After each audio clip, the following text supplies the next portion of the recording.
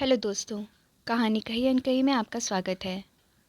Phone की घंटी तो सुनी रचना ने, मगर आलस की वजह से रजाई में ही लेटी रही। हार कर उसके पति राहुल को उठना ही पड़ा। दूसरे कमरे में पड़े फ़ोन की घंटी बजती ही जा रही थी। इतनी सुबह कौन हो सकता है जो सोने भी नहीं देता। इसी चिड़चिड़ाहट में उसने फ़ोन उठाया। हेलो, कौन? तभी दूसरी तरफ से आवाज़ सुन राहुल की नींद खुल गई। नमस्ते पापा, राहुल ने कहा। सुनो राहुल बेटा, बहुत दिनों से हम दोनों तुमसे मिले नहीं, सो हम दोनों 11 बजे की गाड़ी से आ रहे हैं। दोपहर का खाना साथ में खाकर हम 4 बजे की गाड़ी से वापस लौट जाएंगे। ठीक है पापा, मैं स्टेशन पर आपको लेने आ जाऊंगा, राहुल ने जवाब दिया। फोन रखकर वापस कमरे में आकर उसने रचना को बताया कि मम्मी पापा 1 बजे की गाड़ी से आ रहे हैं और दोपहर का खाना हमारे साथ ही खाएंगे। रजाई में घुसी रचना का पारा एकदम 7वें आसमान पर चढ़ गया। कल संडे पार्टी से वो इतना लेट आई और अब उसे चैन से सोने भी नहीं देते। सबके लिए खाना बनाओ, पूरी नौकरानी बना दिया है।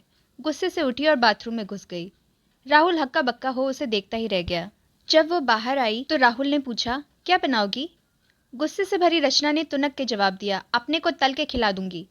राहुल चुप रहा और तैयार होने में लग गया, स्टेशन जो जाना था। थोड़ी देर बाद गुस्सैल रचना को बोलकर कि वो मम्मी पापा को लेने स्टेशन जा रहा है, घर से निकल गया। रचना गुस्से में बड़बड़ाते हुए खाना बना रही थी। दाल सब्जी में नमक मसाले ठीक है या नहीं की परवाह किए बिना बस करछी चलाई जा रही थी। उसे लग रहा था कि उसकी नींद पूरी नहीं हुई और वो कच्चा पक्का खाना बनाने लगी और बेमन से पराठे तलने लगी। आखिर उसने सब कुछ खत्म किया और नहाने चली गई। नहा के निकली और तैयार हो सोफे पर बैठ न्यूज़पेपर के पन्ने पलटने लगी। उसके मन में तो बस यह चल रहा था कि सारी नींद खराब हो गई। बस कब वो आए, खाएं और वापस जाएं और वो खुद चैन से सो पाए। थोड़ी देर में घर की घंटी बजी तो बड़े बेमन से उठी और दरवाज़ा खोला। दरवाज़ा खुलते ही उसकी आंखें हैरानी से फटी की फटी रह गई और मुंह से एक शब्द भी नहीं निकल सका। सामने राहुल के नहीं, उसके अपने मम्मी पापा खड़े थे, जिन्हें राहुल स्टेशन से लाया था। मम्मी ने आगे बढ़कर उसे झिंझोड़ा, अरे क्या हुआ? इतनी हैरान परेशान क्यों लग रही है? क्या राहुल ने बताया नहीं कि हम आ रहे हैं?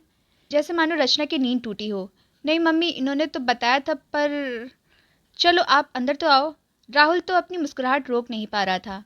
कुछ देर इधर उधर की बातें करने में बीत गया। थोड़ी देर बाद पापा ने कहा, रचना गप्पे ही मारती रहोगी या कुछ खिलाओगी भी?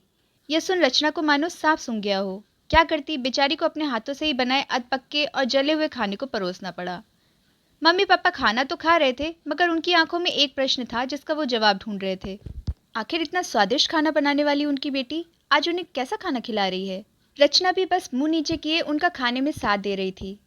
मम्मी पापा से आंख मिलाने की उसकी हिम्मत नहीं हो पा रही थी। खाना खत्म कर सब ड्राइंग रूम में आ बैठे। राहुल कुछ काम है, अभी आता हूँ कहकर थोड़ी देर के लिए बाहर निकल गया।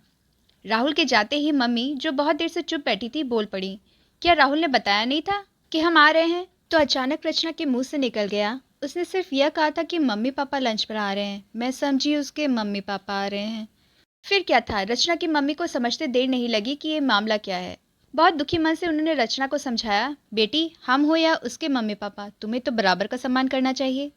जैसे राहुल हमारी इज्जत करता है, उसी तरह तुम्हें भी उसके माता पिता और संबंधियों की इज्जत करनी चाहिए। रिश्ता कोई भी हो, हमारा या उसका, कभी फर्क नहीं करना। रचना की आंखों में आंसू आ गए और अपने को शर्मिंदा महसूस करने लगी। माँ तो माँ होती है, क्या मेरी क्या तेरी।